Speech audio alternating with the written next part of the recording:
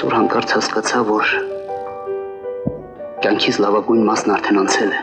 Նրա ոչ մի կերպար աննկատ չմնաց, բայց տարբերվեցին շատերը։ Թատրոնում, կինոյում, թե հեռուստատեսությունում էական չէ։ Դերասանի համար կարևորը խաղացած դերն է։ Ժողովրդական արտիստ Գուրժ Մանուկյանի խոսքերն են։ Հայ թատրոնի մեծ վարպետի առաջին բեմը Կապանի դրամատիկական թատրոնում էր։ Հենց այստեղից սկսվեց ստեղծագործական վերելքը։ Մի գրավոր հիշատակում կա հրաշալի գեղեցիկ նաև ստեղծագործ կերպով գրված, ասում է 1958 թվականին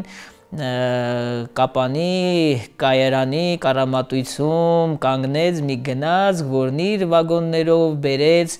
8 հրաշալի երիտասարդների, ովքեր դարձան Կապանի վերաբացված թատրոնի հիմնաքարերից մեկը, նրանցից մեկը Գուրժ Մանուկյանը։ Պատմվում է, որ երիտասարդ տարիքում Գուրժ Մանուկյանը բարձրահասակ, նիհար, գեղեցկադեմ, զուսպ մի երիտասարդ է եղել, որ միանգամից գերել է կապանցի հանդիսատեսի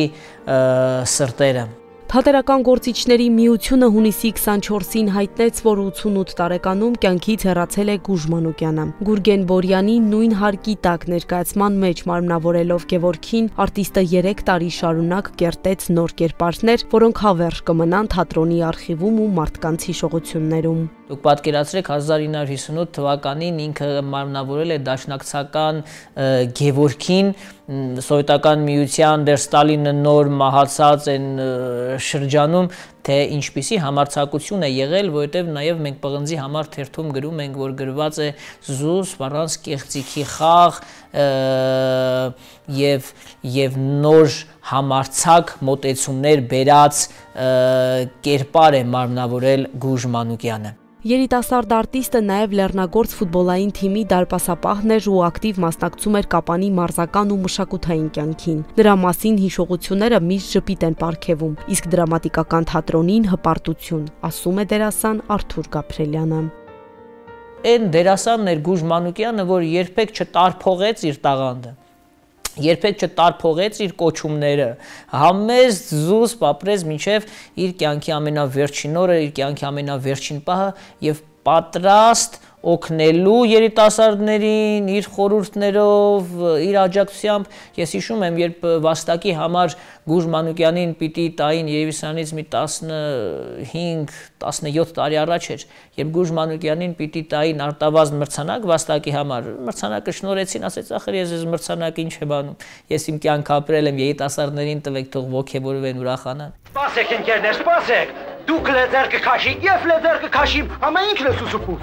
Գուրժ Մանուկյանը անհերքելի հետք թողեց հայ թատրոնի ու հայ կինոյի պատմության մեջ։ Նրա բոլոր կերպարները մարմնավորված Երևանի դրամատիկական թատրոնում, որտեղ աշխատել է իր կյանքի զգալի մասը եւ նկարանված հայ ֆիլմերում հաստատ կմնան ու կապրեն